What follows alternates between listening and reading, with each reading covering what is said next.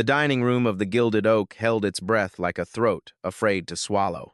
Candlelight trembled in crystal, turning the white linen into a quiet stage where no one dared move. The air smelled of browned butter and citrus peel, but fear cut through it sharp as the bite of metal on a tongue. Hannah Dawson stood at the service station with a basket of warm bread pressing heat into her forearms. Her apron was damp at the waist. Truffle oil clung to her cuff no matter how many times she rubbed it with a towel. The kitchen behind her hissed and steamed, humid enough to make lettuce wilt, but the dining room was colder than the street outside. Near the entrance, Gavin Mercer looked like a man being slowly lowered into water. His face shone with sweat beneath his perfectly combed hair. His mouth kept opening as if words might save him, but nothing came out that didn't sound like pleading. Across the room, Tariq Al-Mansour stood with whiskey staining the front of his suit like a bruise. The navy wool drank the amber and darkened. Drops slid from the hem of his jacket to the floor, one after another, soft and merciless. His jaw was locked so hard Hannah could see the muscle jump near his cheekbone. 2 security men flanked him, broad as door frames, their posture a wall you could not argue with. Kevin, the waiter who had spilled the glass, was frozen near the side aisle, a napkin crumpled in his fist. His eyes were wide and wet, as if he'd been punched without being touched. The chef hovered in the doorway to the kitchen, lips moving in a silent prayer. Someone at the bar lowered a phone halfway, then thought better of it and tucked it away. Even the cutlery seemed afraid to clink. Tariq's voice carried without effort, low and absolute. I was told this was the finest establishment in London.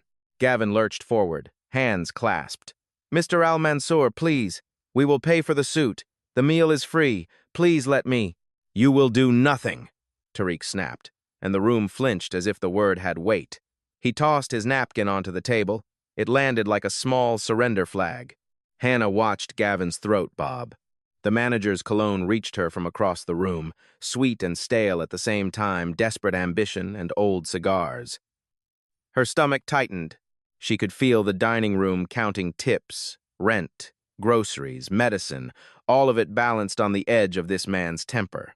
Tariq turned toward the exit. The brass handle caught the candlelight, bright as a blade.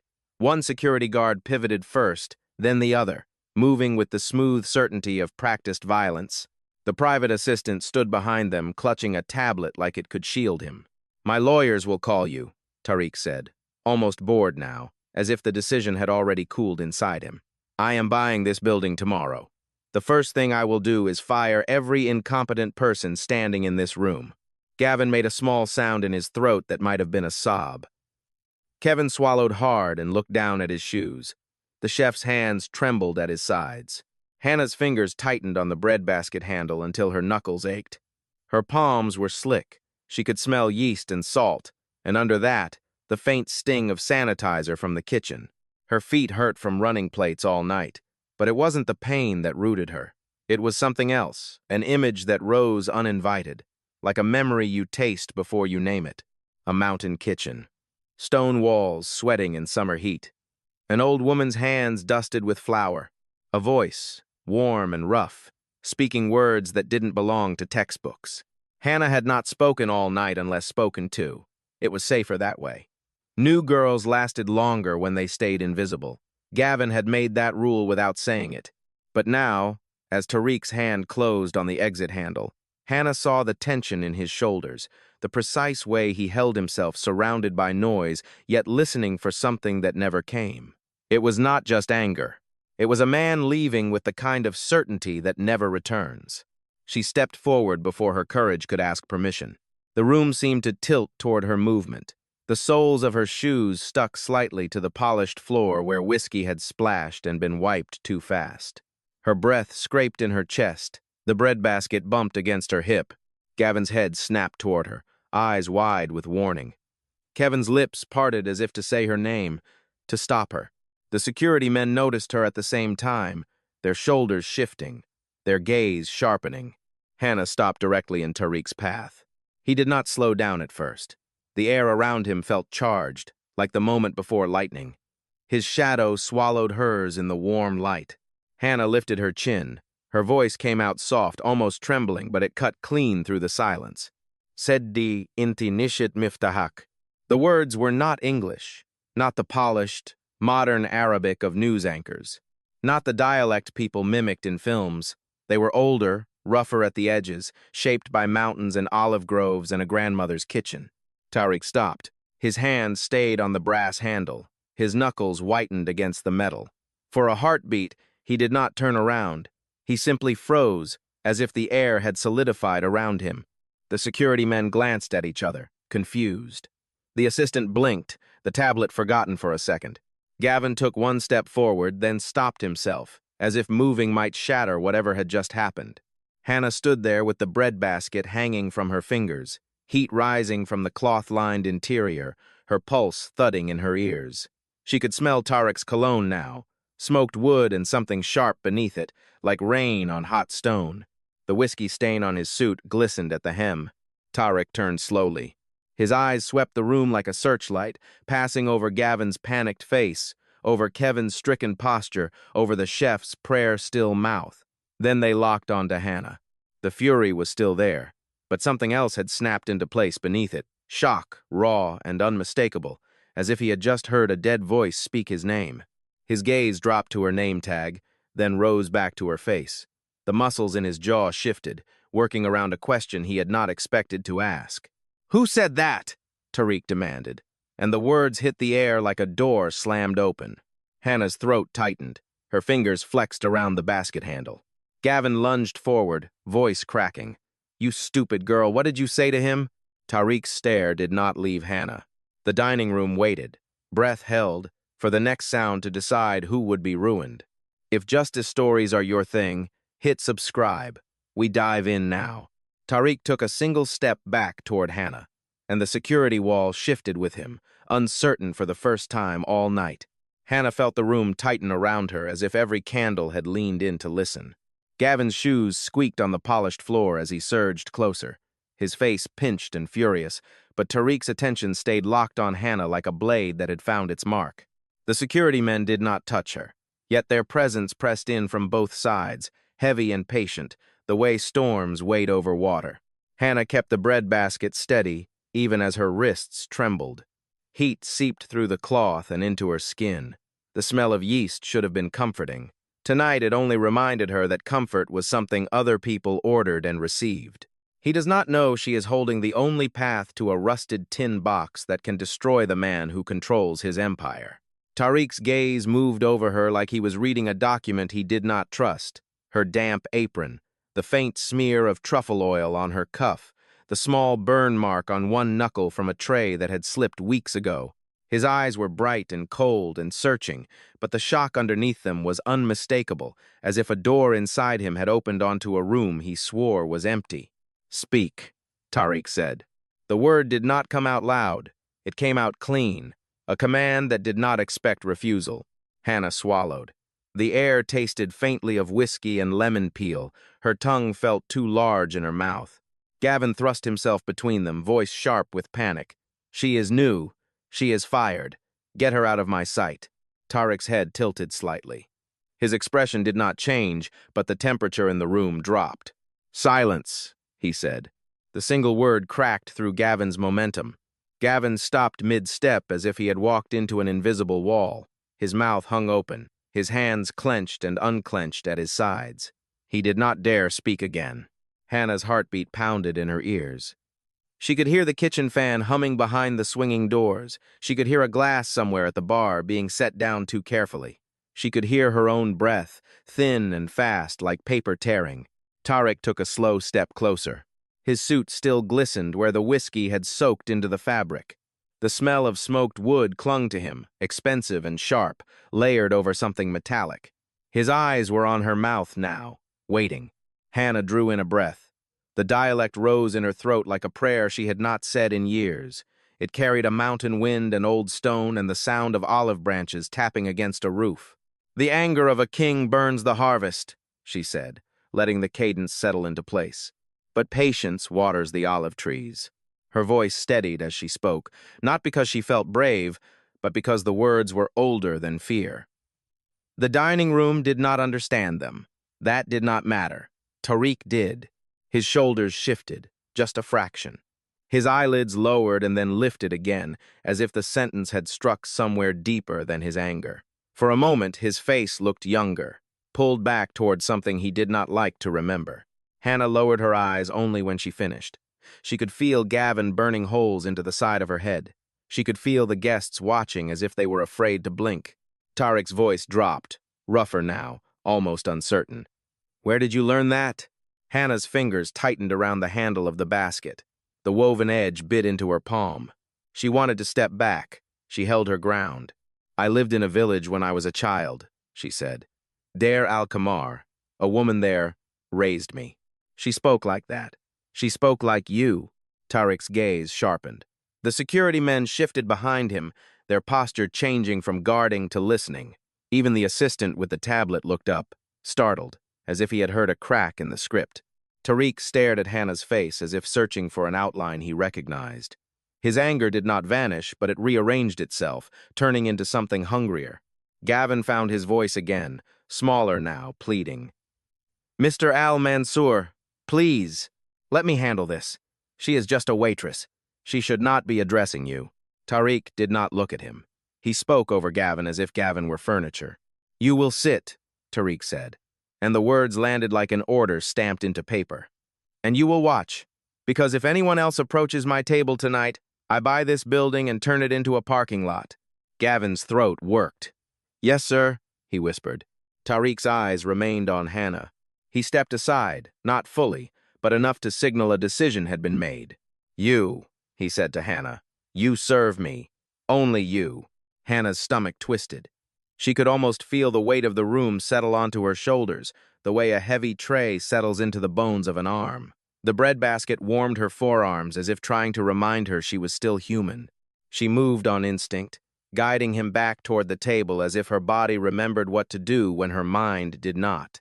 Her shoes made soft, controlled sounds on the floor. The candlelight painted gold onto the edges of Tariq's suit. The whiskey stain followed him like a mark. At the table, Hannah reached for the wet cloth, pulling it away in one smooth motion. Her hands were quick and practiced, but her fingers shook when she smoothed the fresh linen. The cloth whispered against the wood. She set the bread down. The scent rose, warm and inviting, and for a second she imagined her mother's kitchen, imagined steam and cheap tea and the quiet beep of a clinic machine. Tariq did not touch the bread. He leaned forward slightly. "The name," he said. "The woman who raised you." Hannah lifted her eyes. His pupils looked darker up close, the anger still in them, but now threaded with something like grief that had been kept on a chain. Hannah's lips parted, then closed again. She could feel her pulse in her throat. Tariq's voice went lower, careful, as if speaking too loudly might break something fragile. "Did you know a woman named Layla?" Hannah froze with her hand hovering above the tablecloth, the fabric cool under her fingertips, as if the whole room had turned to stone. Hannah's mouth went dry so fast her tongue felt like paper. The name hit her with a smell, first flour, dust, and soap, the kind that clung to hands after scrubbing a stone sink. Layla. In Hannah's memory, it was not a wealthy name. It was a voice calling her in from dusk. It was a shawl that always smelled faintly of smoke. It was a lullaby threaded through distant thunder. Tariq watched her reaction the way hunters watch grass for movement. He did not blink. Hannah kept her palm flat on the tablecloth to stop it from shaking. The linen was cool and too clean. Her nails, chipped from work, caught on a loose thread and she anchored herself to it. "I knew her," Hannah said. Her voice came out small, but it didn't crack. "She raised me. We called her Ela." Something shifted in Tariq's face, almost imperceptible, like a door inside him creaking open. His nostrils flared once, as if he'd inhaled a memory he hadn't allowed himself to touch. "You're sure," he said, the words soft but edged. "Not a question, a test." Hannah nodded. The candle flame beside the water glass bent as someone walked past too fast. The room was still watching, pretending not to. Tariq's gaze flicked past her shoulder. "Manager." Gavin appeared as if pulled by a hook, wiping his hands on his suit trousers, eyes glassy with terror and hope. "Yes, sir. Anything you need." Tariq did not lower his voice for him. "I am sitting back down. This employee serves me alone. You will not interrupt again." Gavin nodded too quickly, the motion almost a bow. Of course. Absolutely. Hannah, don't mess this up. Hannah didn't look at him. She kept her focus on Tariq because Gavin's fear was loud, messy. Tariq's was quiet and precise, and it cut deeper. Tariq leaned forward. His suit still smelled faintly of spilled whiskey, but there was something else expensive, oud and cold rain. His eyes didn't soften, they narrowed. Layla was my aunt, he said. Exiled. 30 years ago. We were told she died. The words landed with weight, the kind that made Hannah's chest tighten. The water pitcher trembled in her hand. A few drops fell, darkening the linen. She didn't die back then, Hannah said, and the truth came out before she could dress it up. She lived in Beirut, a small apartment. She got sick. Tariq's jaw flexed. His fingers curled against the edge of the table. When? Hannah heard the hum of the restaurant refrigeration system through the wall, a steady mechanical sound that suddenly felt like a heartbeat. 4 years ago, she said. Cancer. The air around them seemed to thin. Tariq's eyes shut for a brief second, like someone had thrown bright light directly into them.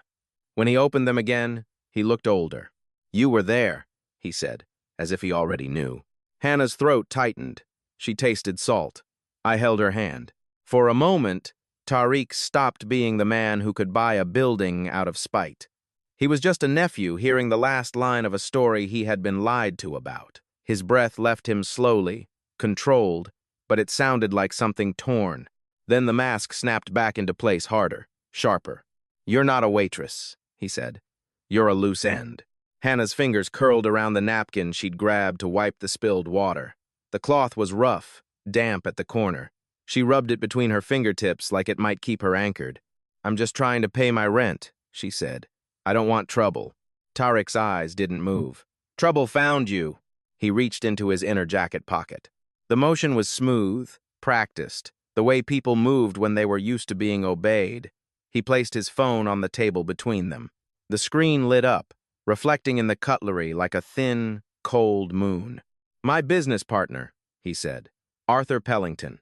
He has been trying to seize control of my family trust. He claims Layla died without an heir, that her shares returned to the board, his board. Hannah's stomach sunk. She could almost see it, men in suits, signatures on paper, a story repeated until it became law. Tariq leaned closer, lowering his voice. If she was alive 4 years ago, did she leave anything? A will? A letter? Hannah's heartbeat punched once, hard enough to make her vision blur at the edges. A metal box under her bed at home in Queens, rusted corners, faded peacocks painted on the lid. Isla's last words in Hannah's ear, warm and rough. Only for the day the wolves come. Hannah's eyes dropped to the tablecloth. Her hands went cold. The restaurant noise around them was distant now, clinking, murmurs, someone laughing too loudly at a joke they didn't mean. She gave me a box, Hannah whispered.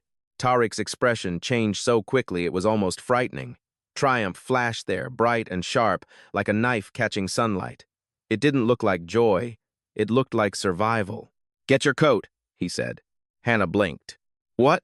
Tariq stood, already buttoning his jacket over the whiskey stain as if the wet mark was irrelevant now. Get your coat. You are done serving food. You are coming with me. A cold wave rolled through Hannah's body. I can't just leave. Gavin will. Tariq's gaze flicked over her shoulder. Gavin was watching from the edge of the dining room, face pinched, trying to read what was happening but too afraid to approach. Tariq raised his voice just enough to carry. Manager. Gavin hurried over, a smile pasted on like a bandage. Mr. Al-Mansour, is everything all right? No, Tariq said, and his tone turned silk smooth. This employee is stealing from you. Hannah sucked in a breath. The words stabbed. Her mouth opened, but nothing came out. Gavin's eyes lit with panic and opportunity at the same time. Stealing, Hannah, you. She is stealing my time, Tariq continued, calm and lethal. I am hiring her as my personal translator, effective immediately. Her salary is 10 times what you pay her. She quits. Gavin's jaw fell open. His face went pale under the chandeliers. She can't. She quits, Tariq repeated, and the finality in his voice ended the argument like a door slammed. Tariq looked back at Hannah. Let's go. We have a box to open. Hannah's hands moved on their own. She untied the apron strings, fingers fumbling once before they found the knot.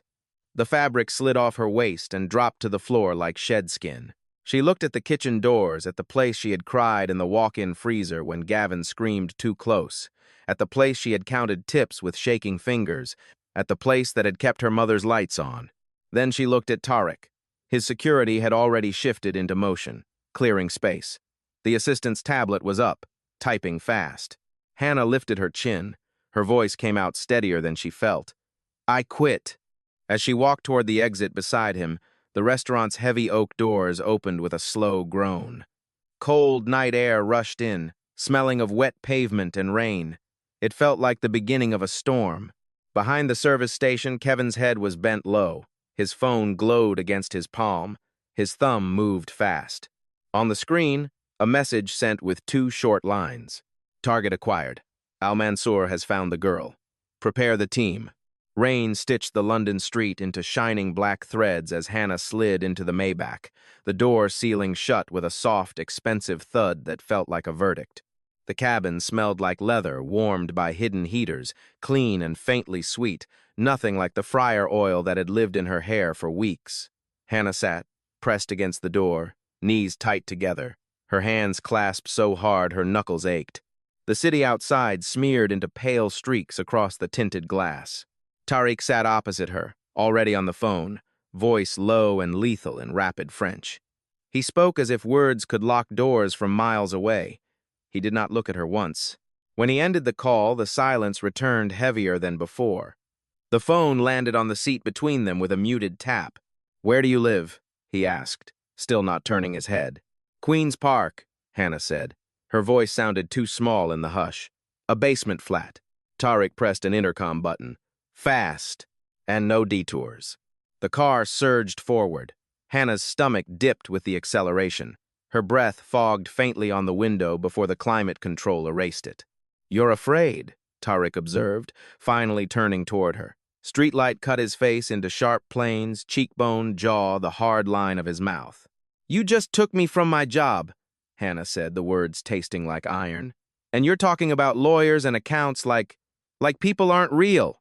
Tariq studied her with a cold patience that made her want to look away and refuse to give him the satisfaction. She forced herself to meet his gaze. "You don't just know the dialect," he said. "You have the accent of the valley. You learned it from love." The sentence hit her like a bruise pressed too hard. Hannah's eyes flicked down to her own hands, raw around the cuticles, speckled with tiny burns. She could still feel the warmth of the breadbasket ghosting against her forearms. "Isla raised me," she said, quieter now. "She was everything." Tariq's gaze didn't soften, but it shifted. Less accusation, more calculation. "We shall see," he said, and then the car turned onto a narrow residential street lined with Victorian terraces, their windows glowing dimly behind rain-smeared glass. "Which one?" the driver asked. "The blue door," Hannah said, and then her breath stopped. Her door was open. Not ajar open like a mouth hit too hard, hanging crooked on broken hinges. The glass pane in the center was shattered. A shard of it glittered on the step like an ice tooth. "No," Hannah whispered, and the word came out as air. Tariq's posture changed instantly. He was out of the car before Hannah's mind fully caught up, speaking in clipped tones. The SUV behind them stopped. 2 security men moved fast, coats swinging open, hands hovering near concealed weapons. "Stay in the car," Tariq ordered. "My mom isn't home," Hannah blurted, half to him, half to herself. "She's at the clinic, but my box." The thought of the box yanked her forward like a rope. She grabbed the door handle. Tariq lunged to stop her, but panic made her quick and stupid and brave. She ran.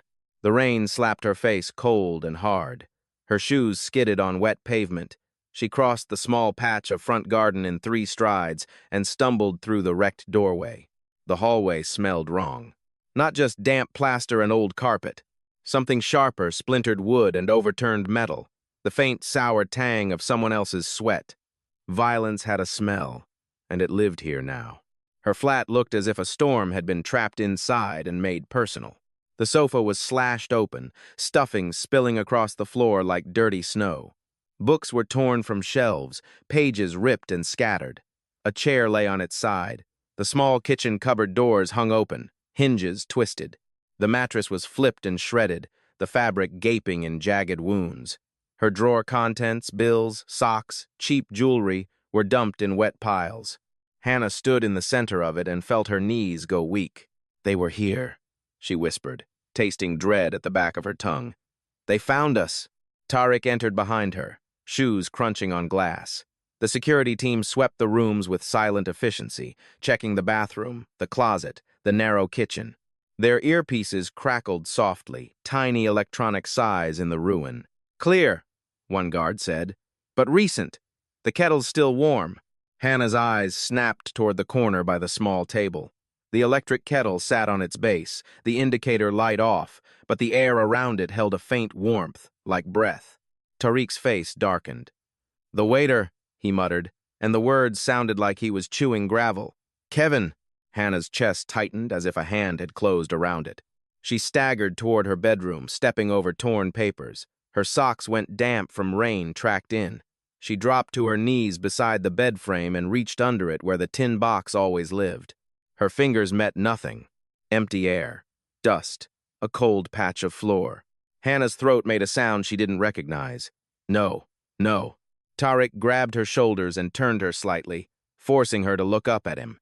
His grip was firm, not gentle. His eyes were hard. "The box," he said. "Did they take it?" Hannah's vision blurred. "It was right there," she choked. "I kept it right there." Tariq released her and stood, jaw tightening. For a second, the fury in him looked like it might explode. Then, Hannah's gaze snagged on something small and overlooked. The kitchen trash bin. It was rusted at the rim, ugly, overflowing with coffee grounds and vegetable peelings. The intruders had pulled open drawers and sliced cushions, but the bin was still full. It had been ignored the way filth always was. Hannah wiped her wet face with the heel of her hand. Her breath came out in short bursts. "Isla taught me," she whispered, more to herself than anyone. She crossed to the bin and plunged her hands into the cold mess. Tariq's voice snapped behind her. "This is not the time. If you want to hide a diamond," Hannah muttered, digging deeper, "put it in a dead dog's mouth. People don't look at what disgusts them." Her fingers hit something heavy beneath layers of soggy trash. An opaque bag, stained and slick. She yanked it free. The smell was sharp old coffee, rot, citrus peel making her stomach lurch. She ripped the plastic open. Inside, wrapped in oilcloth darkened by grime, was the rusted metal tin painted with faded peacocks. Tariq went still, as if the sight had struck him. "That's it," he said, the words barely a breath. "I remember that tin." Hannah's hands shook as she peeled back the oilcloth. She popped the lid. Papers lay inside, yellowed and carefully folded. A small velvet pouch, a flash drive that looked old, scuffed at the edges. Tariq's voice turned sharp with command. "Secure it! Now!" One guard produced an evidence bag. The plastic crinkled loudly in the ruined kitchen. Hannah's eyes flicked up as the guard slid the tin inside and sealed it with a tamper strip that made a clean tearing sound when pressed down. Outside, through the broken front window, headlights swept across the rain. A voice crackled in an earpiece. "We have company. 3 black sedans turning onto the street. No plates." Tariq's hand closed around Hannah's wrist. His grip was ice through her skin. "Move," he said. The security team shifted with sudden speed. One man kicked open the back door, wind knifed in, carrying rain and the smell of wet brick. Hannah stumbled after them into a tiny walled garden, mud sucking at her shoes. Over the low brick wall, an alley waited narrow, dark, slick with rain. The front door of her flat exploded inward with a heavy, brutal crash. Boots pounded through the hallway. Hannah's breath caught in her chest, and she ran. The van's rear doors slammed shut, and the sound landed inside Hannah's bones like a lock turning. Darkness wrapped around them, broken only by a thin red strip of light from the brake lamps bleeding through a seam in the metal. The air smelled of wet canvas and cold machinery. Hannah sat on the floor with her back against the wall, knees drawn up, the sealed evidence bag pressed to her chest as if pressure could stop the world from catching up. Tariq's security moved like a single organism. A radio hissed, a short burst of numbers, then silence again. The van swayed through turns, tires whispering over rain-slick asphalt. Every time the suspension dipped, the plastic evidence bag crinkled, reminding Hannah it was real. Tariq crouched opposite her, the cramped space forcing him close. His face was shadowed, but his eyes were visible when passing streetlights flashed through the seams, sharp, awake, haunted. He did not ask if she was all right. He looked as if he was calculating how many seconds they had stolen. "You said she taught you that hiding trick," he said, voice low. Hannah's throat ached. The taste of rotten coffee still clung to her fingertips. "She taught me a lot of things." Tariq's gaze dropped to the evidence bag. His jaw flexed. "That tin," he murmured, not quite to her. "She used to keep sewing needles in it." "Not needles," Hannah said, and her own voice surprised her with its steadiness. The fear was still there, but now it had a direction. "Wolves came. She prepared." The van slowed. Another vehicle's engine pitched closer, then fell back. Hannah held her breath until the sound faded. They traveled for what felt like an hour but might have been 10 minutes. Time warped when adrenaline flooded the body. The next stop announced itself with silence, no traffic, no distant sirens, only wind. The doors opened and salt air rushed in, cold and raw, carrying the scent of seaweed and wet stone. Hannah blinked against the sudden gray light. The rain had thinned to mist.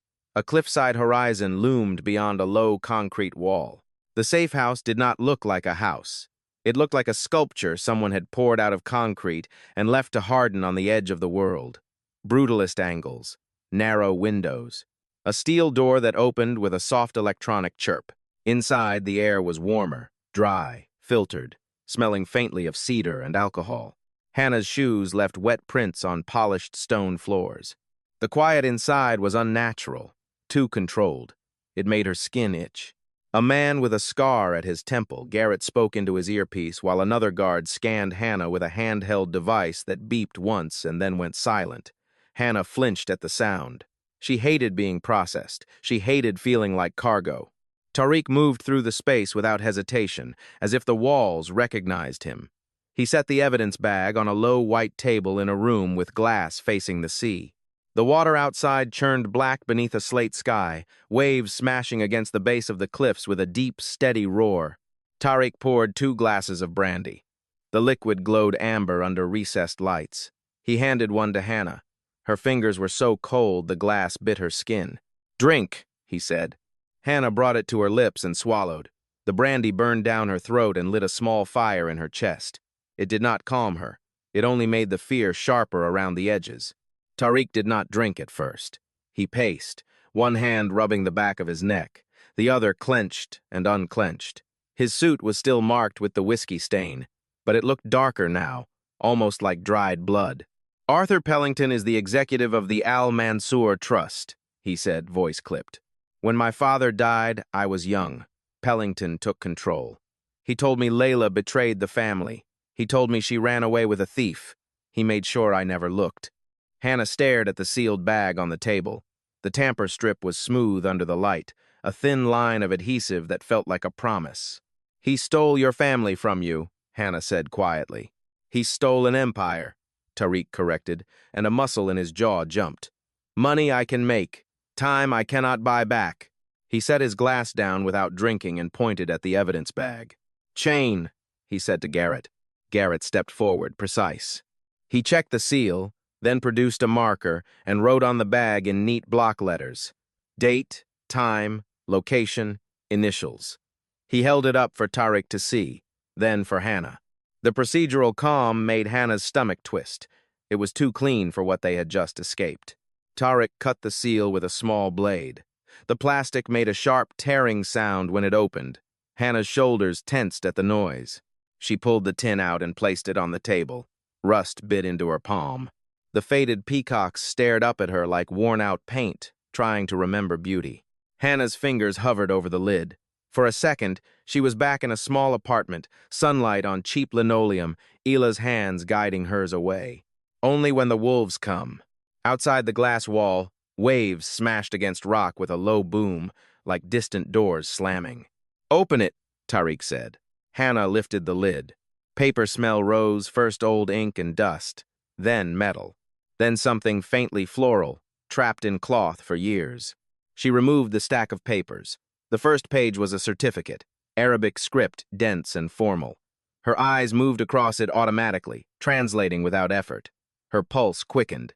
"These are marriage certificates," Hannah said. "Layla Al-Mansour and Ibrahim Khoury, Cyprus, legally registered." Tariq stepped closer. "Cyprus?" he repeated, and the word sounded like a key sliding into a lock. "The exclusion clause. It only applies if she married illegitimately in-country." Hannah nodded, scanning another page. "This changes everything." Tariq's breath left him in a slow exhale. His hands were steady now, but his eyes were not. They glittered with something dangerous hope sharp enough to cut. Hannah reached into the tin again and lifted the velvet pouch. The fabric was worn smooth by time. She tipped it into her palm. A heavy silver ring fell out with a dull clink, striking the table like a gavel. The crest caught the light, a falcon holding a key. Tariq stared as if he'd been struck. He did not touch it at first. His fingers hovered, then closed around it slowly. "My grandfather's ring," he whispered. His voice went hoarse. "Pellington said it was lost at the hospital." Hannah watched his thumb trace the engraved falcon. The gesture was intimate, almost reverent, and it made her chest ache with a grief she didn't own but could feel. "He didn't lose it," Hannah said, and the certainty arrived in her like a tide. "He gave it to her." Tariq's eyes snapped up to hers. A realization flared there, bright and furious. "He knew," he said. "He knew Pellington was a snake." Hannah reached for the last item. The flash drive was old, scuffed, its cap loose. She held it between finger and thumb. It felt heavier than it should. Tariq moved to a sleek laptop on a side console. The machine looked military, clean lines and a quiet hum as it woke. He produced another evidence bag and slid the flash drive inside it before sealing it. "On camera," Garrett said, and a small security camera light blinked to life in the corner of the ceiling, recording. Tariq wrote on the bag with the same block letters: date, time, Dover, initials. Then he opened the bag, removed the drive, and inserted it into the laptop. The USB clicked in. The laptop made a soft chime. A single folder appeared. Inside it, one video file. Hannah leaned forward despite herself. Her breath fogged faintly on the laptop's glossy surface. A timestamp sat beneath the file name. 4 years ago. Tariq's hand hovered over the trackpad. For a moment, he looked like he might hesitate. Then his jaw set. He clicked play. The screen filled with the face of a woman. Thin, skin sallow, eyes fierce even through sickness. Her gaze went straight into the camera as if she could see through time and find the person watching. Hannah's chest tightened. The room narrowed to the glow of the screen and the sound of the sea outside. The woman's lips parted. She spoke, and the dialect came out mountain rhythm, old stone, olive trees. Tariq's breath stopped. His knees bent as if the voice had knocked them out from under him. Hannah's fingers curled around the edge of the table until her nails hurt. On the screen, Layla began to speak. Layla's face on the screen looked like a candle that refused to go out. Her cheeks were hollow, her skin thin as paper, but her eyes were sharp enough to cut through the room.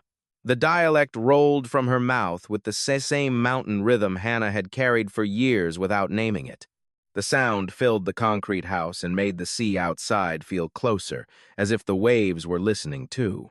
Tariq sank to his knees in front of the laptop. The movement was quiet, almost reverent, like a man dropping a weapon he had held too long. His hands hovered near the screen without touching it. His throat worked once, hard. Hannah stayed on the sofa, but her body leaned forward as if pulled by a rope. The brandy heat had faded, replaced by a cold focus. The rusted tin sat open on the table, its contents spread like a life turned inside out. Layla spoke slowly, conserving breath. "Pellington did not just steal the company," she said.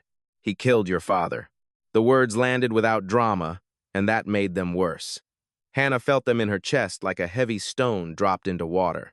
Layla described a cup of tea, steam curling, a hand switching cups with the ease of routine. She named the poison in plain language, as if it were an ingredient in a recipe. Monkshood, a measured dose, a death designed to look natural.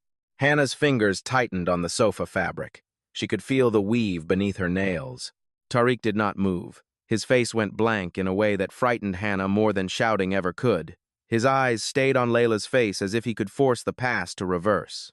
On the screen, Layla's expression flickered with pain, then steadied again.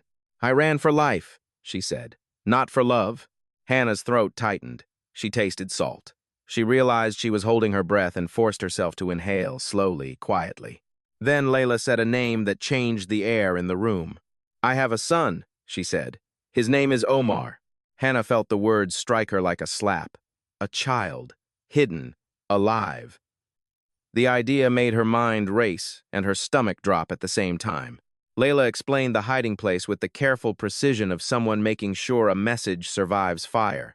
A boarding school in Zurich, a different last name, a life built on secrecy. Tarek's shoulders tensed. His hands curled into fists, then loosened, as if his body did not know whether to break something or pray. Layla leaned closer to the camera. Tears streaked down her face, catching the light like small silver lines. "The code to the Zurich vault is the date I taught you to ride a horse," she said. "Do not fail us. The wolf is at the door." The screen went black. The silence that followed was not empty. It was packed tight with everything that had been said and everything that had been taken. Hannah could hear the faint hum of the laptop fan, the distant crash of waves, the small inhale Tarek pulled into his lungs like it hurt to breathe. Tarek spoke without looking up. "He killed my father." The sentence came out flat, like metal laid on stone. No anger, no shock, just a statement that made Hannah's skin prickle. Hannah's hand lifted, then stopped in the air, unsure if touching him would help or break him. Her fingers hovered near his shoulder, trembling. Tarek stood abruptly, the motion sharp enough to make Hannah flinch. He paced once, 2 steps, then stopped, staring at the glass wall where the sea churned in the dark. "Omar," he said. "A 12-year-old boy." Hannah's chest tightened. 12 meant small hands, thin wrists, a face not yet hardened by choices. It meant a child sitting alone at a table in a place that thought it was safe. Tarek turned back toward the laptop, jaw clenched so tight his cheek muscle jumped. Then the lights flickered. Once, twice. The room dimmed as if someone had lowered a curtain. The recessed ceiling lights died completely. The warm glow vanished. The house fell into a sudden, brutal darkness that swallowed corners and made distance feel uncertain. A low electronic hum cut out. The refrigerator went silent. The air seemed to change without the steady machinery behind it. Then came the sound that made Hannah's stomach drop. A heavy clack. Another. A series of mechanical clicks traveled through the house like bones snapping. The electronic locks on the windows disengaged one by one, each release sounding like a promise broken. Red emergency lights blinked on, bathing the room in a sick, blood-colored glow. The world turned the color of warning. Hannah's heart slammed against her ribs. She stood too fast, dizzy for a second. The tin box rattled lightly as her knee bumped the table. Tariq stared at the laptop as if it had just betrayed them. "The flash drive," he said. Hannah's eyes went to the open port. The small piece of plastic suddenly looked like a hook. "It had a tracker embedded in the encryption," Tariq said, the realization snapping into place. "As soon as we accessed the file, it pinged our location." Hannah's mouth went dry. Her hands felt cold and clumsy. She could picture a dot on a map, bright and easy to follow, leading wolves straight to the cliff. Footsteps pounded somewhere deeper in the house. Not their footsteps, heavier, faster, purposeful. Garrett burst into the room, blood streaking down from a cut near his hairline. His breathing was hard, controlled, and he smelled of rain and iron. "Sir, perimeter breached," he said. "They have a helicopter. Thermal scopes. We are outnumbered." Hannah's vision narrowed. The word thermal made her imagine heat signatures in the dark, bodies glowing like targets. Garrett jerked his head toward the hallway. "Panic room now." Tariq did not move toward the hallway. He reached for the ring and closed his fist around it, metal biting into skin. He snapped the laptop shut with a hard clap and grabbed the tin. "No," Tariq said. "If we go to the panic room, they bury us in it." Another thud echoed from the far end of the house. Glass shattered. The sharp crack was followed by a dull boom, like something heavy hitting a wall. Hannah flinched, instinct screaming for cover. Her breath came fast. The red lights pulsed, turning shadows into moving threats. Tariq caught Hannah's wrist, firm, grounding. "Can you run?" he asked. Hannah's throat tightened. Her lungs burned with fear, but something else rose beneath it, hotter than panic, a stubborn refusal to be helpless again.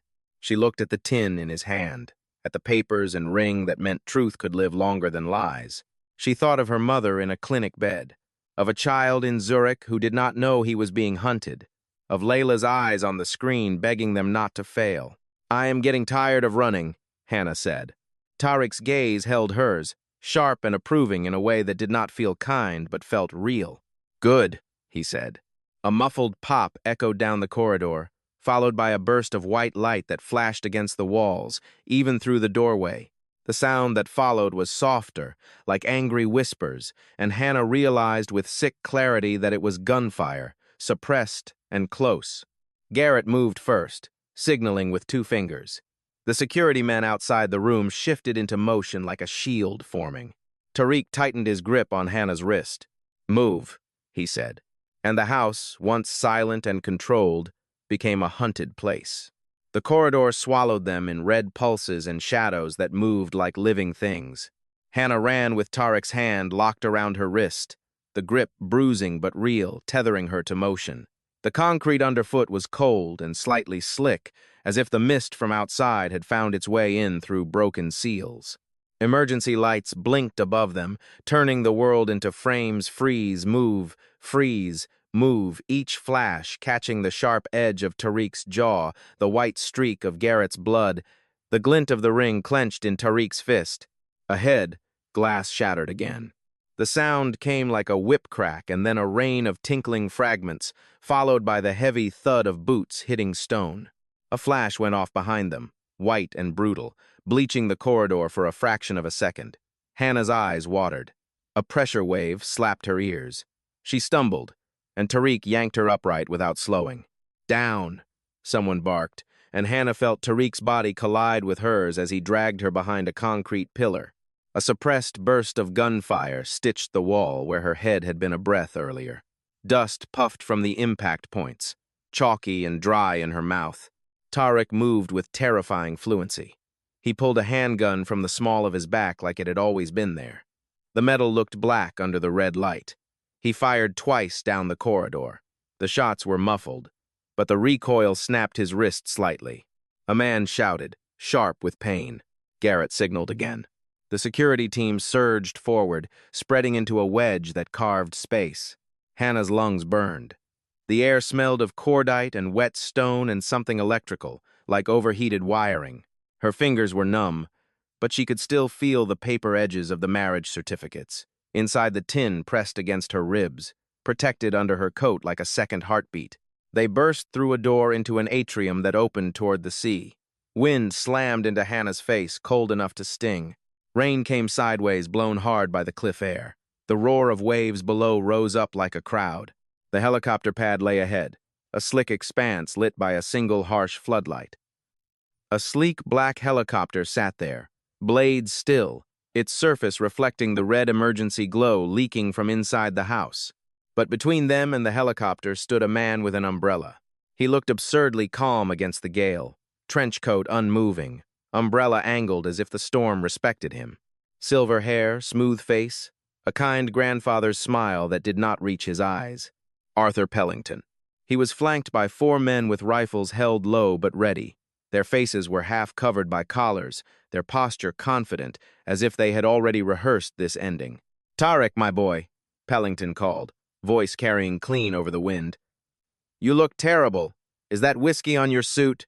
Tariq stepped in front of Hannah without thinking, making himself a wall. Hannah felt his back brush her chest. The protective instinct in it was so sudden it unsettled her. "You murdered him," Tariq shouted. The words tore out of him raw. "You murdered my father." Pellington sighed, the sound almost affectionate. He adjusted his cufflinks with gloved fingers, unhurried. "Your father was weak. He wanted to give profits away to build schools. I saved the company. I built what you inherited. I made you." Hannah's stomach twisted. The wind whipped rain into her eyes. She blinked hard, trying to keep her vision clear. The tin pressed against her ribs, heavy with paper and truth. "You made an orphan," Tariq spat. "And I can make another one," Pellington said pleasantly, as if discussing weather. He tilted his head slightly, focusing past Tariq. His gaze found Hannah. "Give me the girl," he said, still calm. "And the drive. Go back to your penthouse. Forget you saw this. You can keep your allowance." Hannah's skin crawled at the casual cruelty of it. She tasted blood where she'd bitten her tongue earlier. Her hands tightened around the tin under her coat. The metal edge dug into her palm through the fabric. Tariq's breathing changed. Hannah felt it in his shoulders, the way the muscles tightened and then loosened, like a spring choosing its direction. He glanced at the helicopter. He glanced at the armed men. Then he looked down, just a fraction, toward Hannah. His lips moved without sound. "When I move," he mouthed, barely forming the words, "you run for the cliff edge." Hannah's eyes widened. The cliff. There was nothing there but darkness and wind and the roar of the sea. "What?" she mouthed back, horrified. "A maintenance ladder," Tariq breathed, still not turning his head. "Down to the beach. Go." "I'm not leaving you," Hannah whispered, voice stolen by the wind. Her throat tightened. "You have the proof." Tariq's gaze flicked toward her for the first time in seconds. There was no warmth in it. There was something fiercer, a decision made with teeth. "Run," he said, this time aloud. A command that sounded like a plea strangled into shape. Pellington lifted one hand, 2 fingers raised in a small signal. The rifles came up. Time slowed in a way that made Hannah feel sick. She saw the gleam of wet barrels. She saw Tariq's hand tighten around the gun. She saw Garrett's men shifting, trying to find angles with nowhere to hide on an open pad. Tariq did not aim at Pellington. He pivoted and fired at the fuel tank of a luxury sports car parked beside the helicopter pad. The shot was small. The result was not. The explosion hit like a fist of heat and sound. A fireball rolled outward, turning rain into steam. The shockwave knocked Hannah sideways. Her ears rang. The world turned bright orange for a heartbeat, then filled with smoke. Men shouted. Rifles jerked. Pellington stumbled back, umbrella torn from his hand and sent skittering across the slick concrete like a dead bird. "Run," Tariq roared. Hannah's body obeyed before her mind could argue. She bolted toward the edge of the cliff, boots slipping on wet concrete. Wind shoved at her like hands trying to stop her. She reached the railing, swung one leg over, then the other, fingers white on cold metal. Below the edge, the ladder weighted rusted iron rungs slick with rain. Hannah found it by feel and started down. Her palms burned as she gripped the wet rungs. The metal was cold enough to numb. Her breath came in ragged bursts. The roar of the sea rose up, louder with every rung, a black mouth waiting beneath her. She descended 10 feet, then stopped, pressed her body flat against the rock, and looked up. Smoke and rain blurred the pad. Firelight pulsed in the mist. Through it, Hannah saw Tariq still standing above, not running, not following. He had turned back into the chaos, his hands raised slowly in surrender as Pellington's men regained their footing around him. A rifle butt swung. It hit Tariq hard across the shoulder. His body jerked. Another blow landed, then another. He folded to one knee, then to the ground. No. Hannah tried to scream, but the wind stole the sound and threw it into the sea. Pellington walked toward the edge, face calm again, like the explosion had been an inconvenience. He stared down into the darkness for a long moment. Hannah pressed herself flatter against the rock, rain running into her eyes, her breath shallow. Pellington's voice drifted down, clear and soft. "Find the girl," he said. "She can't have gone far." Hannah's heart hammered so hard she thought it would betray her through the stone. Pellington turned away. His men hauled Tariq up, dragging him like a heavy coat. The fire hissed in the rain, and the helicopter pad became a blur of movement and smoke. As the lights and voices retreated, Hannah stayed frozen on the ladder, muscles shaking with strain, fingers slick with rain. The sound of engines started. Taillights glowed faintly through the mist as vehicles pulled away. Then there was only the sea, the wind, and Hannah's own breathing. She was alone on a cliffside in the storm with no phone, no money worth mentioning, and the most dangerous truth in the world pressed tight beneath her coat. She forced her hands to move again, one rung down, then another. She descended until her boots hit wet rock at the base. waves spraying cold salt against her ankles. Hannah leaned her head back against the cliff, eyes squeezed shut, rain on her face like tears she hadn't earned the right to shed yet.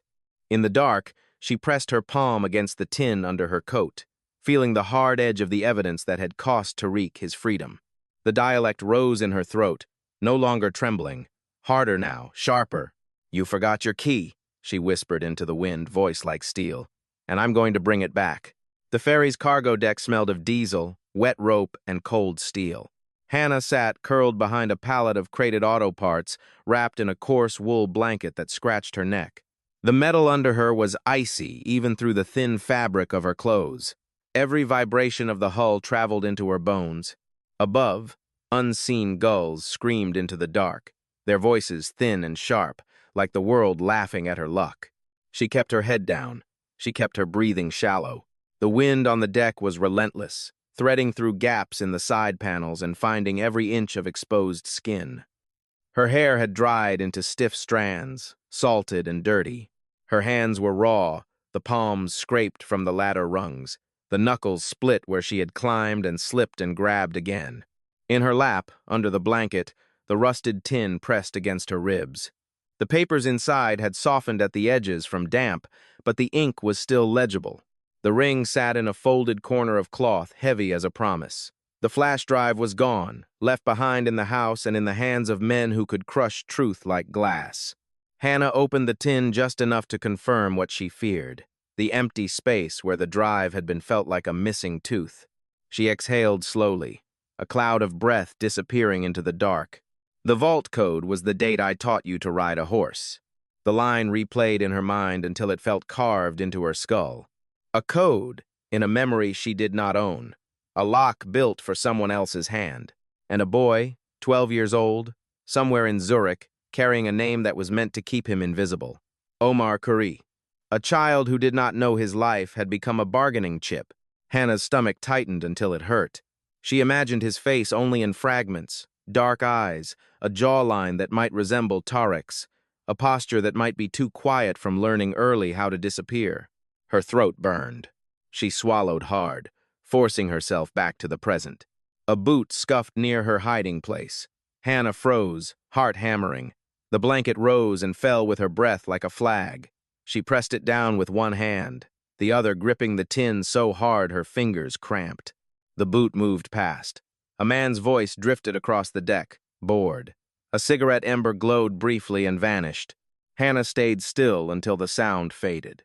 The truck driver who had gotten her this far, Wes, had not asked questions. He had looked at her face, then at the rosary hanging from his mirror, and something in him had decided she was not a threat. The memory of his hesitation still sat in Hannah's gut like warm coal. She would not have made it without him. She also knew she would not make it further by hoping for another kind stranger. The ferry rocked. Metal creaked. Somewhere, a chain clinked against a railing with a slow, steady rhythm, like a clock that did not care who lived or died. When the lights of the port finally appeared as pale smudges through fog, Hannah's eyes stung with exhaustion and salt. She blinked until the smudges sharpened into cranes, fences, floodlights. The ship docked with a deep groan of steel. Trucks rumbled to life one by one, engines coughing and then settling into a steady purr. The smell of exhaust thickened. Hannah waited until the chaos of unloading created gaps. She slipped from behind the pallet and moved low between trailers, blanket stuffed under one arm, tin held tight under her coat. The cold slapped her face the moment she left the shelter of cargo. Her shoes hit wet ground with a soft slap. She spotted Wes near his cab and approached from the side, keeping her shoulders small. He looked up, eyes widening a fraction, then relaxing when he saw her alive. "You made it," he murmured. Hannah's voice came out rough. "Thank you." Wes glanced around, then shoved something into her hand, folded cash, damp at the edges. "It's not much." Hannah stared down. Notes. A lifeline. She closed her fingers over it, fighting the urge to cry. "I'll pay you back," she said, and the words were not polite. They were a vow. Wes shook his head once. "Quick, just go." Hannah stepped away before gratitude could turn into hesitation. She walked into the station, blending into morning commuters who smelled of coffee and clean coats. Her own clothes smelled of salt, smoke, and fear. Her hair was a stiff halo of dried rain. She kept her eyes down and her movements purposeful. Trains became her bloodstream. Platforms, tickets, turnstiles, the harsh beep of scanners, cold metal benches, the sting of fluorescent lights. She dozed in short bursts, head against her own shoulder, waking every time someone brushed too close. Each time she woke, her hand found the tin first, confirming it was still there. She did not eat. Her stomach felt like it was full of stones. She drank water from a station tap that tasted like chlorine. She brushed her teeth in a public restroom with a travel brush she bought with the last of Wes's cash. Mint cut through the grime for a moment, then vanished. By the time the Alps rose outside the train window, jagged and white beneath a bruised sky, Hannah's body felt hollow.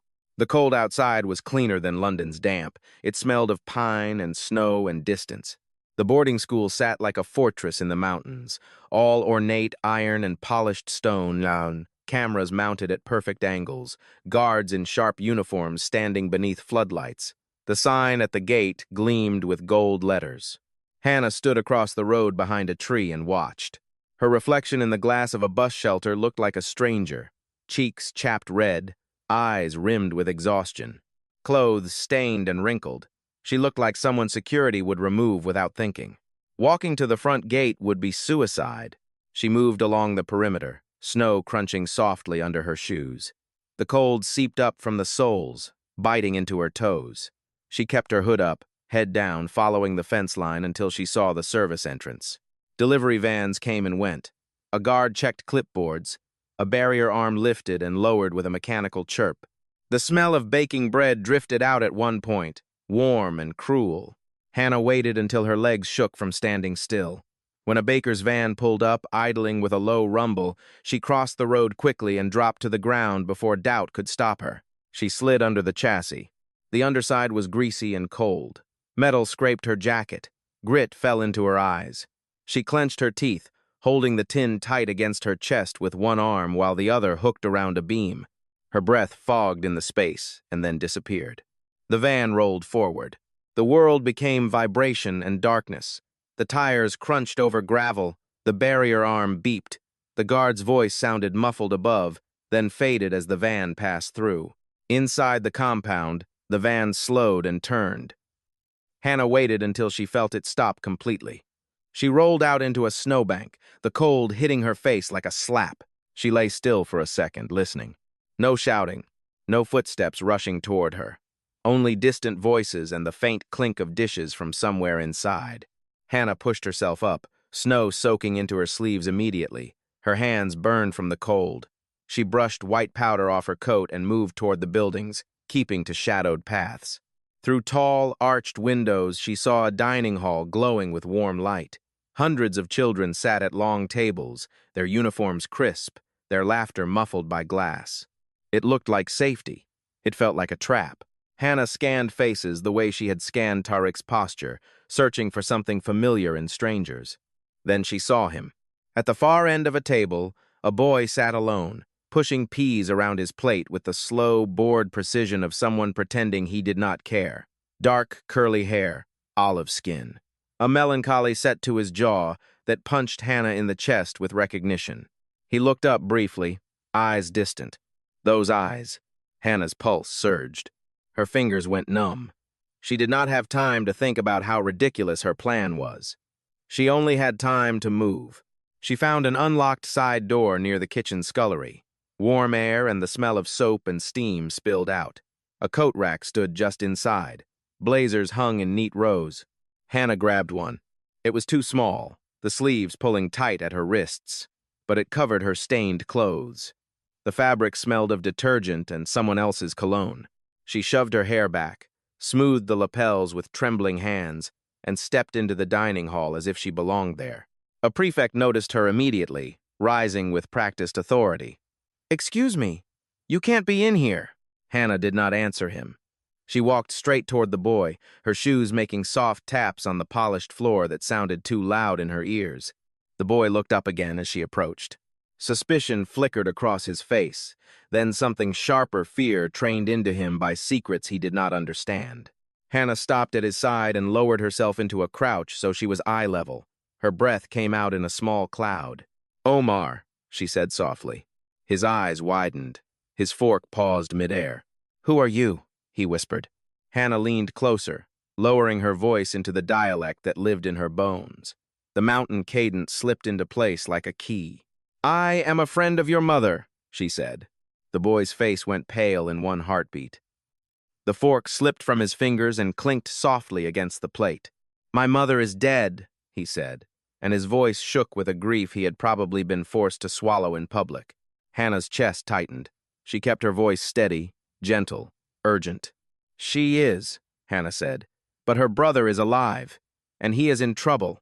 Omar's eyes locked onto hers, dark and intense. The world around them blurred into noise.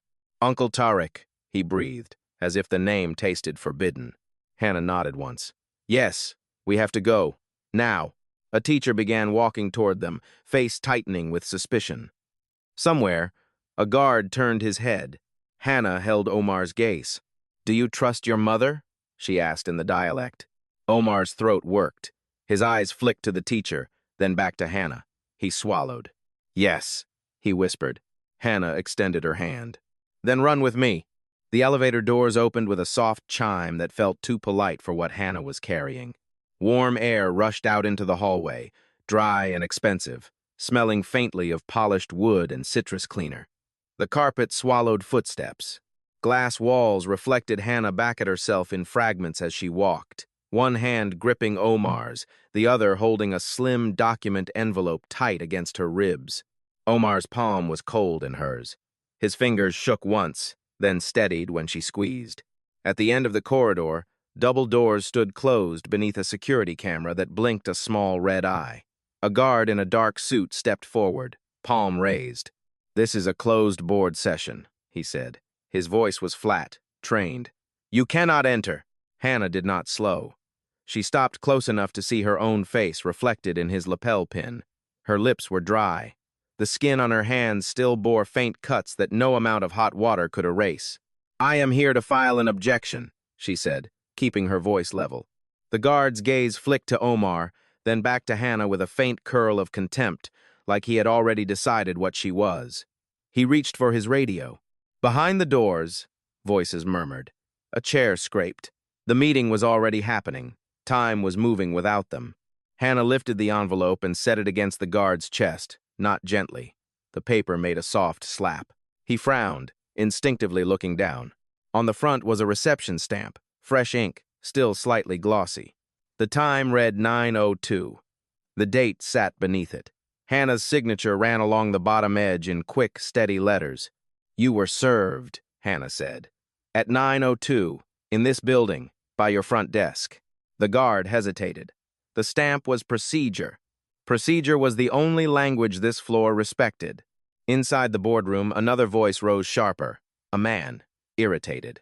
"I gave orders for no interruptions," Arthur Pellington snapped. The guard swallowed and glanced toward the camera, then toward the envelope again. He shifted his feet, caught between power and policy. Hannah leaned down toward Omar, her mouth close to his ear. "Stay by my side," she said quietly. "Do not let go."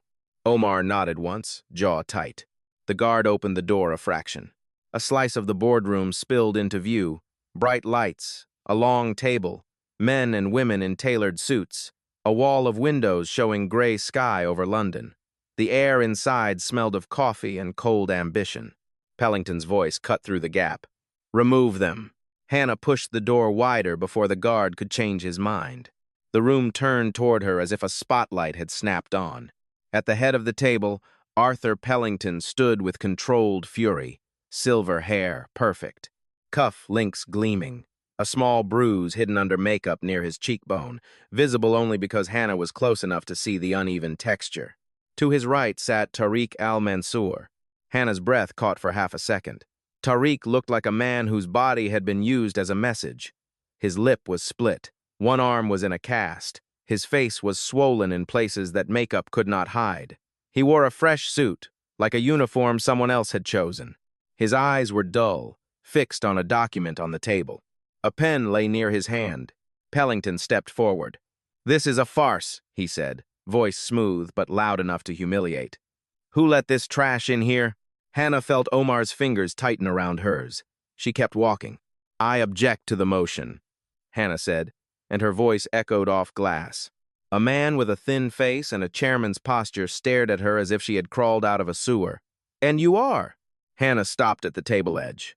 She placed the envelope down in the center, directly on the wood, where everyone could see the stamp. "I am the proxy for the majority shareholder," she said.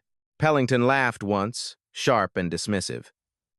"There are no other shareholders. Layla died childless. This is a waitress trying to ransom her way into relevance." The word waitress landed like a slap.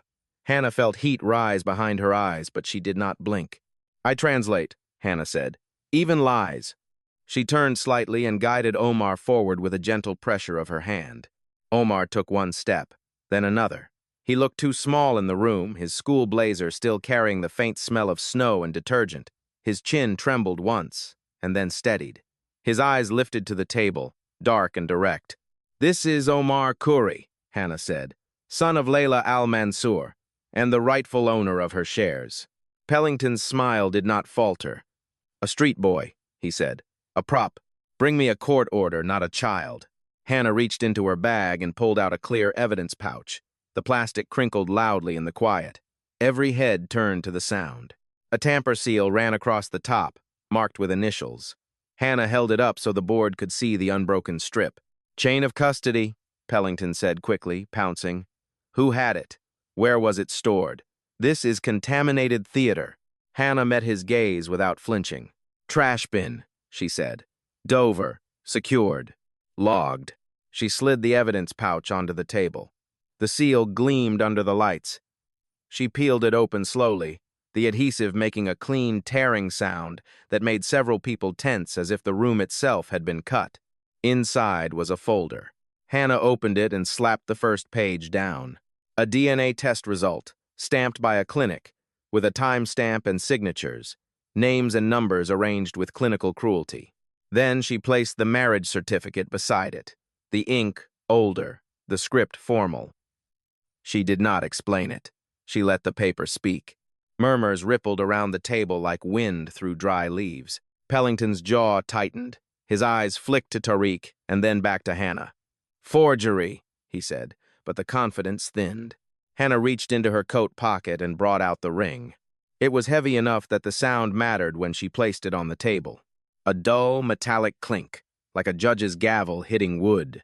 The falcon holding a key caught the ceiling light. An elderly man near the far end of the table, Lord Sterling, leaned forward sharply. His hands trembled as he reached out. "I have not seen this in decades," he whispered. Pellington's face tightened again, a crack forming in his calm. Hannah watched Tariq's eyes lift for the first time, life flickering back into them as the ring came into view. His breathing changed. The pen near his hand stopped hovering over the page. Hannah turned back to Pellington. "And we have the Zurich vault," she said. Pellington went still. For a heartbeat, he looked older. "That is impossible," he said, voice thinning. "You do not have the code." Hannah did not smile. She only slid one more sealed pouch onto the table, smaller, labeled with date and time, and a file name printed from a laptop screen. Beneath it, the metadata showed 4 years ago. Her fingers rested on the seal. "We opened it this morning," she said. Pellington's lips parted, searching for a new angle. "Even if you did, it proves nothing. A sick woman's story is not evidence." Hannah leaned forward, close enough that Pellington could smell the cold on her clothes, close enough that he could see she was not bluffing. "It is evidence," she said, voice quiet and sharp, "because the recordings include you, discussing dosage." The word dosage struck the room like a dropped glass. Everything stopped breathing. For a heartbeat, the boardroom felt suspended in glass. No one spoke, not because they were kind, because they were calculating, the kind of silence that weighed risk and reputation the way other people weighed food. Pellington recovered first, because predators always did. "Fabrication," he said, but the word came out too fast. His eyes flicked toward the nearest guard, then toward the door, then back to the table as if mapping exits. "This is an intrusion. This is coercion. I want them removed." The chairman's gaze darted from the ring to the DNA report to Pellington's face. A woman on the board touched the edge of the marriage certificate with 2 fingers, as if it might stain her. Lord Sterling still held the ring, his knuckles white, staring at the falcon and key as though it had just unlocked a room in his mind. Hannah's lungs burned, but she kept her posture steady. The air smelled of hot coffee and cold cologne. Omar stood beside her, too still, the way children stood when they had learned the cost of moving wrong. Pellington leaned in toward Tariq, low enough that the microphones on the table would not catch him. His smile returned, thin and private. "Sign," he murmured, "or I make a phone call to Zurich." Tariq's hand paused above the pen. The tendons stood out, tight as wire. His eyes did not move to Pellington. They moved to Omar. Omar's gaze met his, and something inside Tariq shifted. The bruises on his face did not soften, but his eyes sharpened. The man in him returned like a weapon being retrieved from the floor. Tariq's voice came out rough, pitched just loud enough to cut through the room. "Arthur," he said, "you keep using Zurich as if it's still your leash." Pellington's smile faltered a fraction. Tariq stood. The chair legs scraped the floor, loud in the quiet. He moved around the table slowly, his casted arm held close to his body, his steps controlled despite the pain that pulled at his face. He stopped in front of Pellington. The 2 men were the same height, but one of them was built by fear. The other was built by grief. "You told me I was alone," Tariq said. "You told me I had no family. You tried to make me into you." Pellington's jaw tightened. He glanced around the room, searching for rescue in power and procedure. Then Tariq hit him. It was not theatrical. It was not clean. It was a right cross that carried years of swallowed suspicion and 1 night of warehouse bruises. Pellington's head snapped to the side. The sound was dull and ugly. He stumbled backward, crashed into a chair, and fell to the floor like a man whose strings had been cut. A woman gasped. Someone's coffee cup tipped and spilled, dark liquid pooling across polished wood. The guard by the door lurched forward. The chairman half rose, hands raised in a helpless gesture of order. "Tariq," someone began. Tariq did not look at them. He stared down at Pellington as if trying to see the man who had been hiding beneath the grandfather face. Hannah's pulse hammered, but she did not move.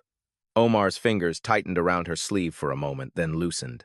Pellington groaned, one hand pressing to his jaw. His eyes found Hannah, and the look in them was pure hate sharp enough to make her skin prickle. Tariq turned his head slightly toward the door. His voice was calm now, terrifyingly calm. "The police are in the lobby," he said to the room. "Let them in." As if summoned by the words, the hallway outside erupted into controlled noise, feet, radios, clipped voices. The door opened wider. 2 officers stepped in, then more, their presence filling the air with a different kind of authority. Pellington's face drained of color. He tried to push himself up, but an officer's hand pressed him back down with efficient force. Cold metal cuffs clicked around his wrists. The click was small, but it hit Hannah like a bell. Proof did not need poetry. Sometimes it sounded like steel closing. Omar flinched at the sound, then steadied. He kept his eyes on Tariq. Tariq's shoulders dropped a fraction, as if a weight he had carried for decades had shifted. He moved toward Omar and lowered himself in front of him, careful with his caste, careful with his pride. His voice cracked when he spoke. "Hello, cousin." Omar's chin trembled. His lips parted as if he had forgotten how to speak. Then his arms shot out and wrapped around Tariq's neck with sudden, desperate force. Tariq held him like someone holding breath, his face pressed into the boy's shoulder. His shoulders shook once, then again. When he exhaled, it sounded like a sob that had been trapped for too long. Hannah watched, and tears slipped down her cheeks without permission. She wiped them quickly with the heel of her hand, embarrassed by her own softness in a room full of hard suits. She took a half step back, then another. Her job was done. The evidence was on the table. The law had entered the room. The boy was in Tariq's arms. Hannah turned toward the door. "Hannah." The sound stopped her mid-step. Tariq's voice was rough, still broken around the edges, but it held her like a hook. She turned. Tariq stood now, one hand still on Omar's shoulder. He looked at her as if seeing her clearly for the first time, not as an asset, not as a tool, but as a person who had chosen to stand when leaving would have been safer. "Where are you going?" he asked. "Home," Hannah said, and the word felt strange in her mouth. "I have to find my mother. I have to figure out what comes next." Tariq's gaze didn't waver. "You are not going anywhere." Hannah let out a small, shaky laugh that wasn't humor. "You can't order me like a table." Tariq walked closer. The boardroom noise blurred behind him. Officers speaking, board members whispering, paper being gathered as if it could be tidied away. He stopped in front of Hannah and held out his hand. Hannah hesitated, then placed her bruised, rough hand in his. His palm was warm. His grip was careful, not possessive. His eyes softened only enough to show the truth beneath the steel. "You forgot your key," he whispered. The phrase hit Hannah like a hand on the back of her neck. The mountain words that had started the chain now returned in his mouth, transformed into something else, an offering. Hannah's lips trembled into a weak smile. "I don't have a key." Tariq's thumb pressed lightly against her knuckles. "You do now." The scene did not jump to celebration. It slid forward in time the way lives actually did, through paperwork, court dates, guarded car rides, hospital corridors where antiseptic burned the nose. Months later, the air in the new restaurant was warm and alive.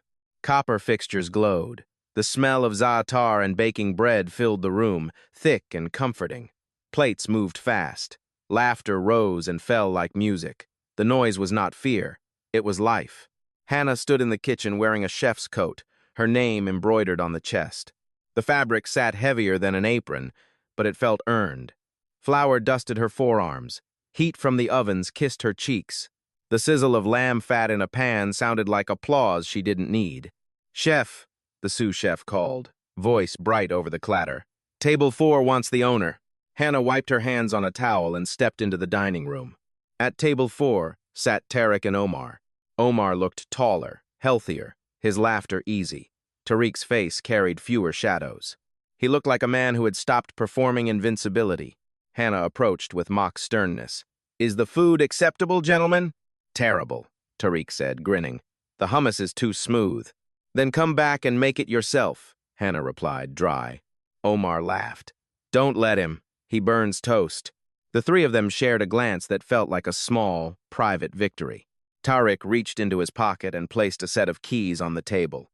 They landed with a soft jingle, ordinary and profound.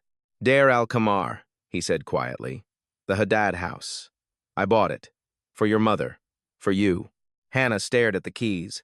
The metal caught the warm light. Her throat tightened. Tears prickled, sharp and sudden. "You bought my home," she whispered. Tariq's smile was small. "You gave me mine back first." Hannah closed her fingers around the keys. They were cool and solid and real. She looked at the room, at people eating, talking, living at a boy who no longer sat alone, at a man who no longer pretended he had no need for anyone. She stood there for a moment longer, letting the warmth of the restaurant soak into her skin like proof that safety could be built. Then she turned back toward the kitchen, keys in her fist, shoulders squared. Truth doesn't wear silk, sometimes it carries a tray.